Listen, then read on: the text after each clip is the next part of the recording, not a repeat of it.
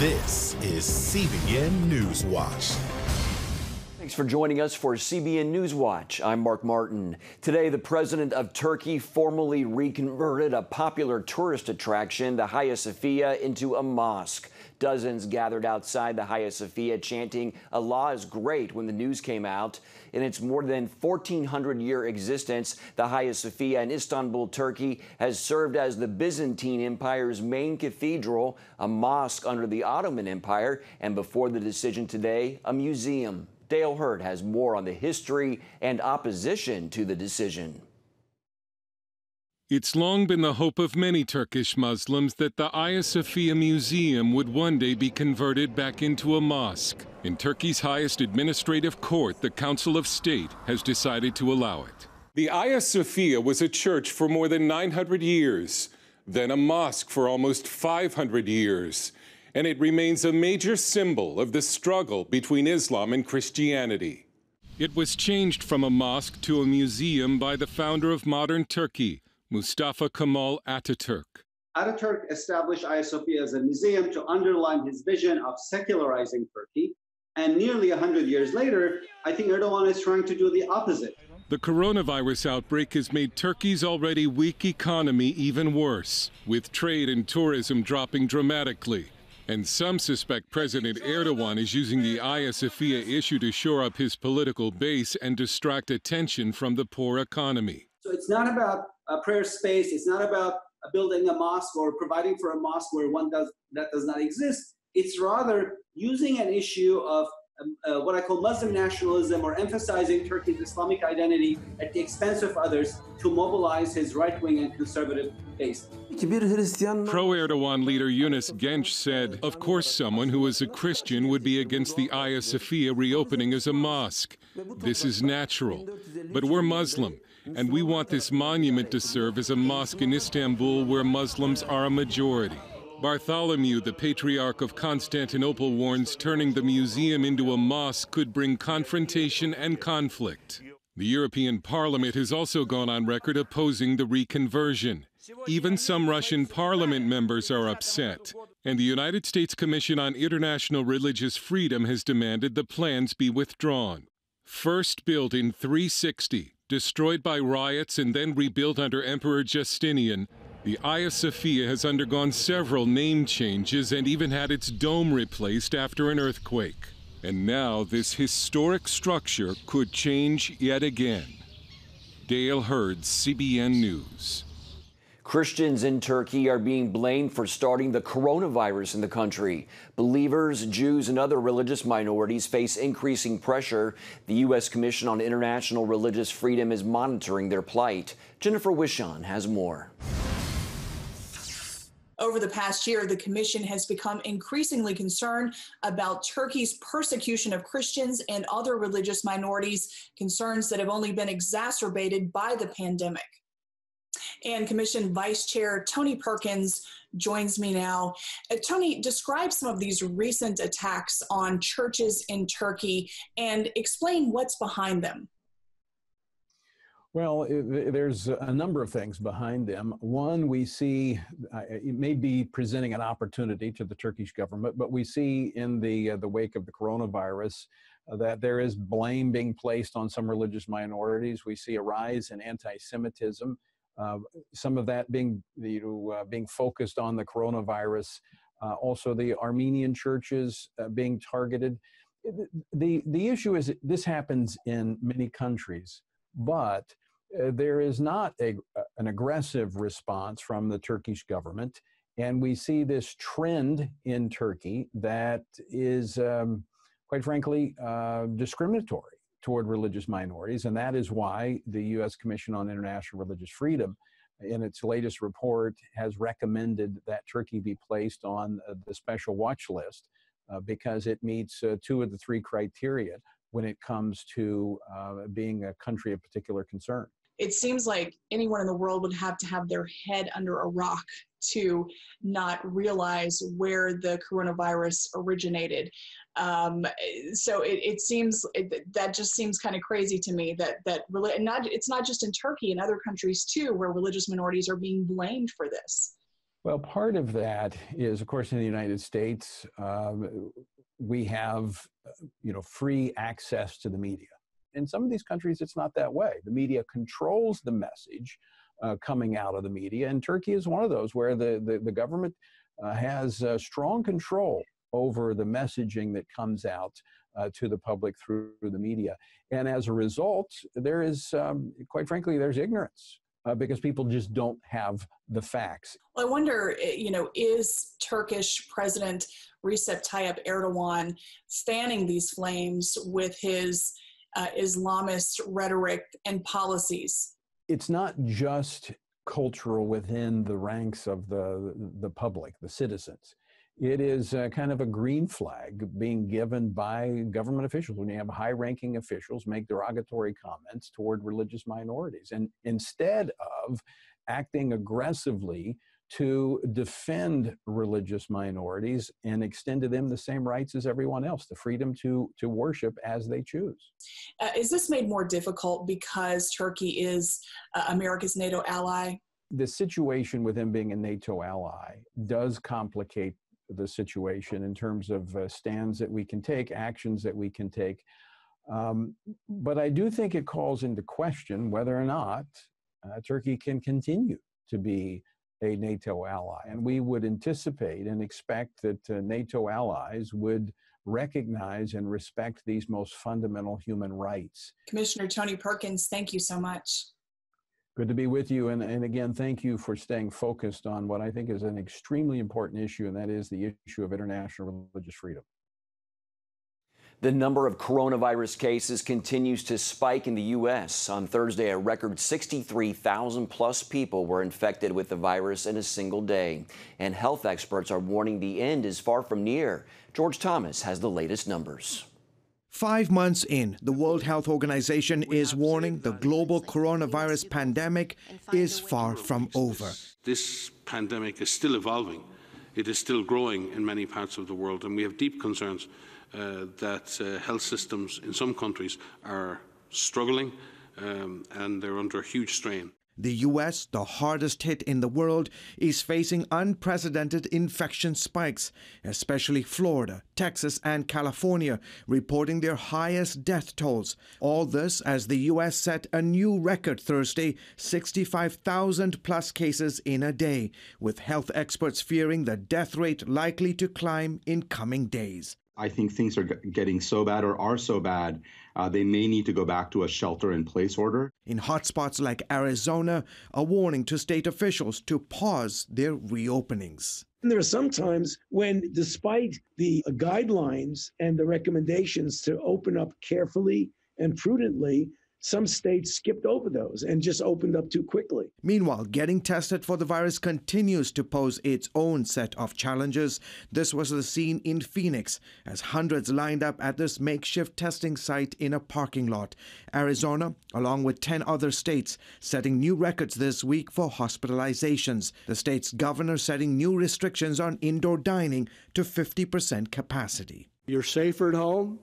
If you're not at home, you're safer outside. It's a similar story playing out overseas. Indonesia, India, South Africa, and Hong Kong all seeing their coronavirus cases spike as well. To date, more than 12 million people around the world have been infected with the virus. More than 553,000 have died, according to Johns Hopkins University.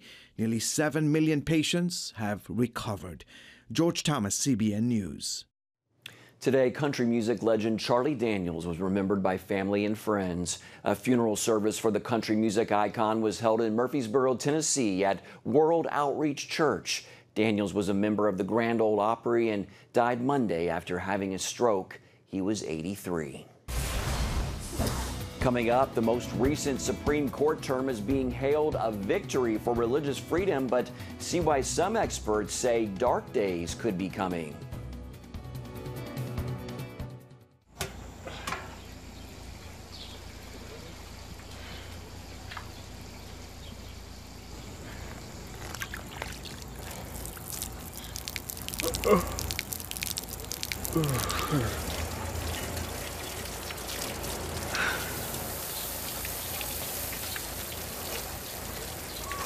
Life is better with a good night's sleep. Get your free DVD or booklet of Protect Your Sleep as the world watches from the outside. It's a big diplomatic tug of war here in the Middle East. Go inside the story with Jerusalem Dateline. Israeli archaeologists are talking about a discovery that could change the thinking about the Temple Mount. Join CBN Jerusalem Bureau Chief Chris Mitchell and get the biblical perspective on the events shaping the world. What starts in Israel then ends up going to other places. Watch Jerusalem Dateline Friday night at 9:30 on the CBN News Channel. Life. It's meant to be lived fully. Jesus said it. I came to give you life. Life to the fullest. Life in your family. Life in your finances. Life in your body, mind, and spirit. Life in your everyday.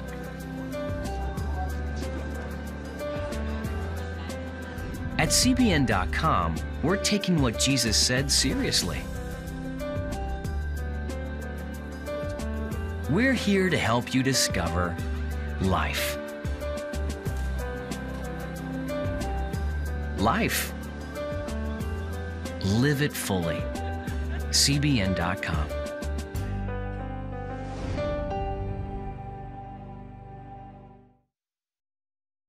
Welcome back to Newswatch. As a legal defender of religious liberty, Luke Goodrich has had a busy time at the Supreme Court. The Beckett attorney sees this his most recent term as one of tremendous victories, but that includes one decision that forms a dark cloud for people of faith in the years ahead. Paul Strand spoke with him Thursday about the cases, including the new ruling protecting the Little Sisters of the Poor. We went up to the Supreme Court once, and the court basically told the government, surely you can find a way to provide access to contraception without using Catholic nuns. And then the Trump administration issued a good rule that protected the Little Sisters of the Poor. That should have been the end of the matter.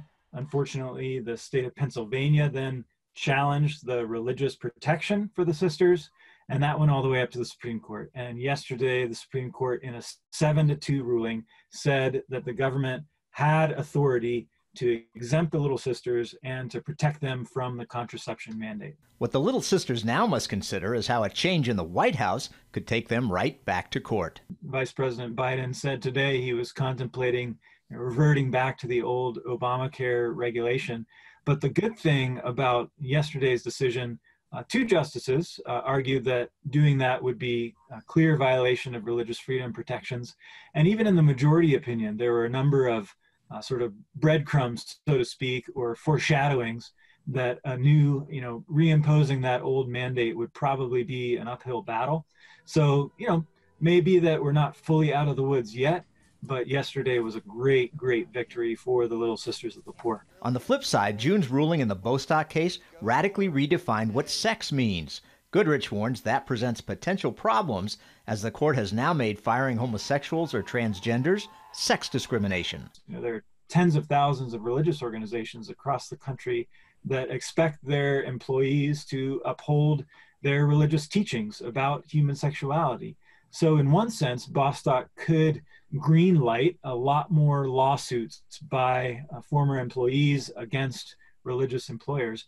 So certainly Bostock opens the door to a number of lawsuits that could be troubling to religious organizations, but there are still very strong protections for religious organizations. And I'm very optimistic that the Supreme Court will recognize the right and authority of religious groups to hire and fire in accordance with their religious mission. Paul Strand, CBN News, Washington.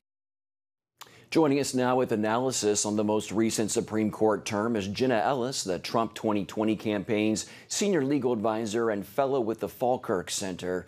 Jenna, some liberals seem worried that a conservative-leaning justice or two might retire this week to give President Trump, rather than a possible President Biden, a chance to pick their replacement. What did you think of this worry?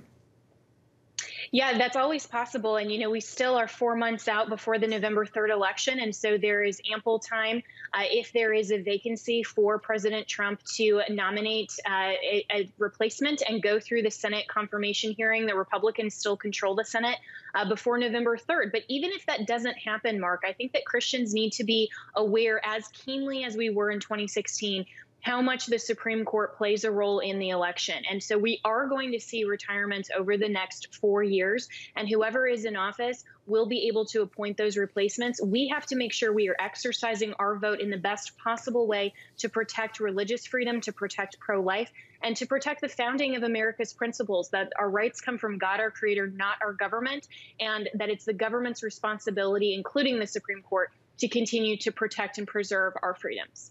What did you think of this Supreme Court term overall? What were the main takeaways for people of faith? I think it was very confused. And unfortunately, while, you just had the Becket Fund attorney who expressed it excellently, the differences between protecting religious liberty in the instance of the Little Sisters of the Poor versus not protecting religious liberty for employers in the Bostock decision. And so that's going to create some confusion. And when the court is wanting to play politics and try to arbitrate these types of decisions instead of just follow the Constitution, that's what conservatism is fairly and appropriately conserving our rule of law and applying it accurately. Free exercise of religion is an enumerated, fundamentally protected right by our Constitution. And so it's my hope that as decisions come up in future instances, the court will actually follow the Constitution and not give us such confused rulings. Are you concerned about the implications of the Bostock ruling that basically redefines sex? I mean, would you actually come out and say that's a threat to some people of faith or even to the culture? Absolutely. And this is also a threat to future legislation, because what happened in that case is that the Supreme Court read into a 1964 law, knowing that that wasn't the intent of that Congress to define sex to include sexual orientation and gender identity. That term sex was only meant to be the biological difference between men and women. And so if the court can read into a term from a 1964 Congress, what else might they read into future legislation that damages religious liberty and free exercise of religion and the ability for Christians to follow our sincerely held religious beliefs in the future? So the precedent here is not just for employers. It's a precedent of whether or not the Supreme Court is going to give themselves overwhelming power that's not constitutional to then read into future congressional acts. And we need to protect against that. But again, making sure that we exercise our vote in the best possible way in November, all the way down ticket, to preserve and protect our religious freedom. Jenna, some thought with Justice Kennedy retiring and Gorsuch and Kavanaugh joining the court that we'd end up with a solid conservative majority. What happened? Yeah, conservatives, I think, are so frustrated right now because it seems like we're only 1 or 2 or 3 votes away from having a conservative majority. And, President Trump has said that he's going to put out a new list of potential nominees before September 1st. Obviously, that timeline could shift if there is a vacancy before then.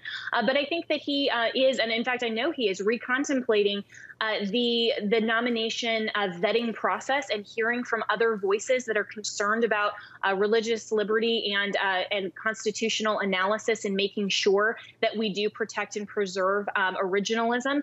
And so I think that moving forward, we need to change the way that we look at appointing justices, because all conservatives, I think, were unanimously excited about Justice Gorsuch and a little more hesitant, but ultimately backed Justice Kavanaugh, who's actually been better. He was in the dissent in the Bostock decision. So Justice Gorsuch, we're really not sure what's going on there. And so I think it's incumbent upon Christians to make sure that we have our voice heard in terms of Supreme Court nominations in the future. And I know President Trump takes that very seriously, because it's not just international religious liberty that we need to protect. It's also here domestically at home. We are the beacon of freedom and liberty to the world that has to include our first freedoms. All right, Jenna Ellis, thanks for being with us, Jenna. Thank you. Still ahead, Tropical Storm Faye is on the move. We'll break down what you can expect. On October 1st, 1961, history was made when a tiny station began transmitting the first signals of the Christian Broadcasting Network. CBN, the Christian Broadcasting Network. And now, A new era has begun with the all-new CBN News Channel. Just moments ago, the Iron Dome intercepted an incoming rocket right on the Gaza border. And ministering in this area, spiritual warfare is definitely involved. A 24/7 news network, bringing you the news you want from a source you can trust. In Kenya, 40% of the medical services are actually provided by these Christian hospitals. Let's talk about the economy. Believers here are joining together to win people to Jesus Christ. All your favorite shows now in one place. Go to cbnnewschannel.com to find out how to get the CBN News Channel on your TV all day, every day. CBN News.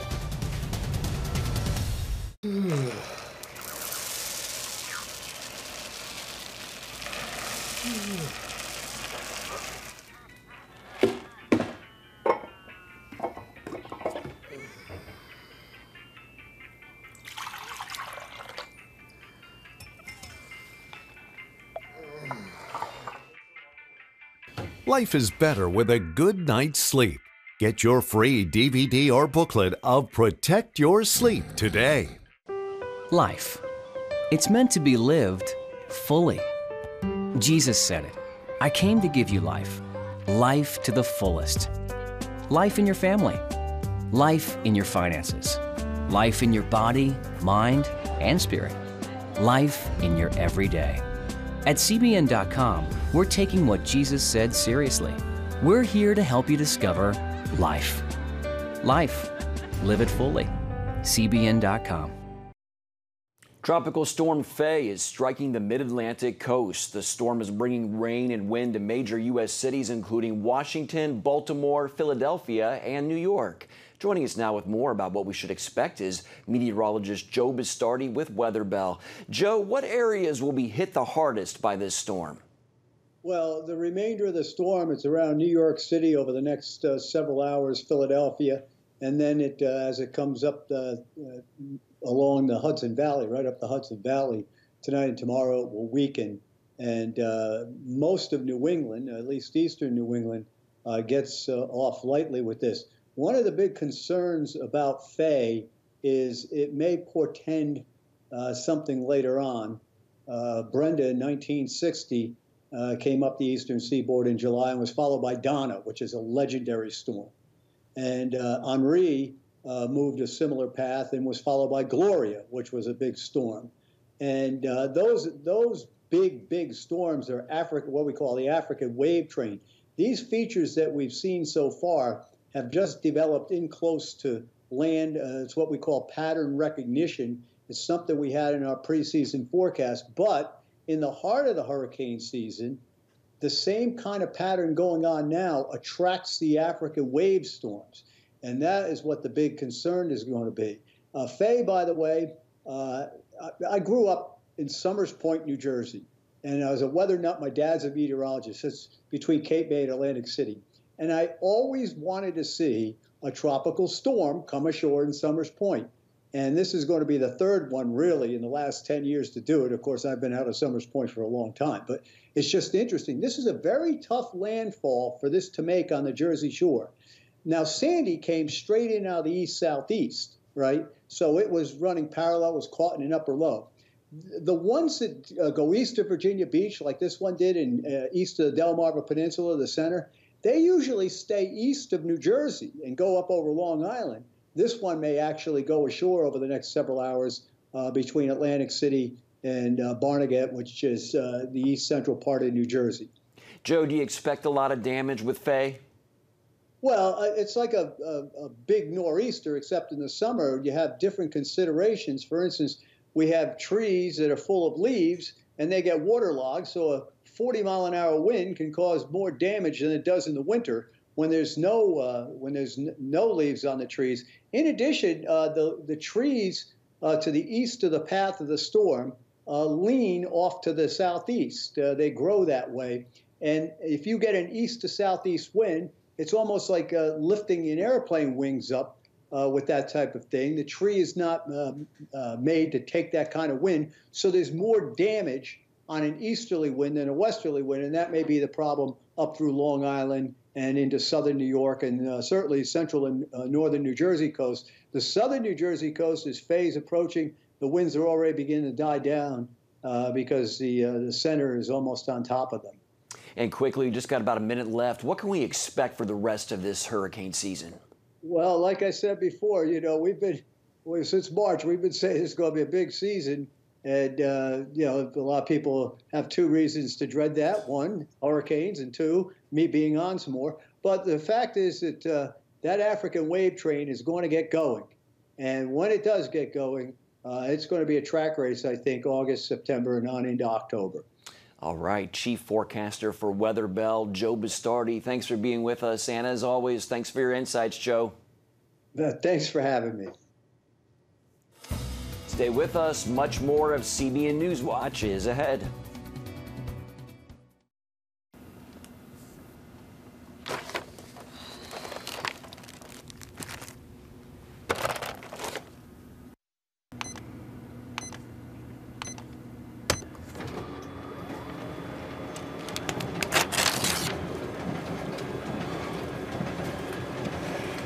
Life is better with a good night's sleep. Get your free DVD or booklet of Protect Your Sleep today. I'm Ephraim Graham, and this is Studio 5. Cruise with me as I discover the good things happening in the world of music, sports, television, and movies. The fact that Ryan Coogler was going to be directing the film, I knew that something special was going to happen. We'll chat with artists at the forefront of entertainment and explore the connection between popular culture and faith. I asked my pastor, I said, well, does that mean I'm supposed to be a preacher? He says, well, no, you already have a pulpit. Watch Studio 5, Wednesday night at 9:30. Remember for a moment what it was like to be a child. You believed every story you were told. You saw a world full of endless possibilities. What stories will the world's orphaned and at-risk children believe? We believe the Bible tells the only story truly worth believing. We believe that every child should have the opportunity to dream, the chance to take challenges and turn them into possibilities, the chance to stand on the promises of God, to recognize their place in the greatest story ever told. They have their whole lives ahead of them. Theirs is a world of endless possibilities. They are looking for a story to believe. We will tell them that story. Will you join us?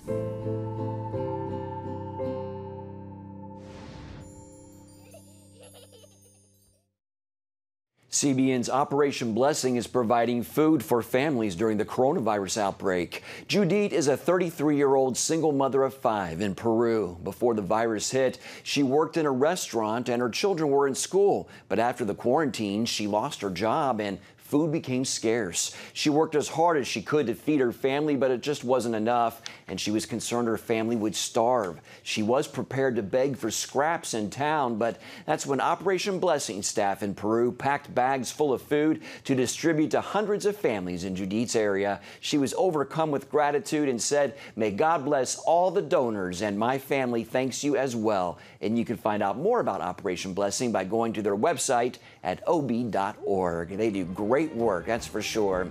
Well, that's going to do it for this edition of CBN NewsWatch. Hope you'll join us next time. Have a great day and an awesome weekend.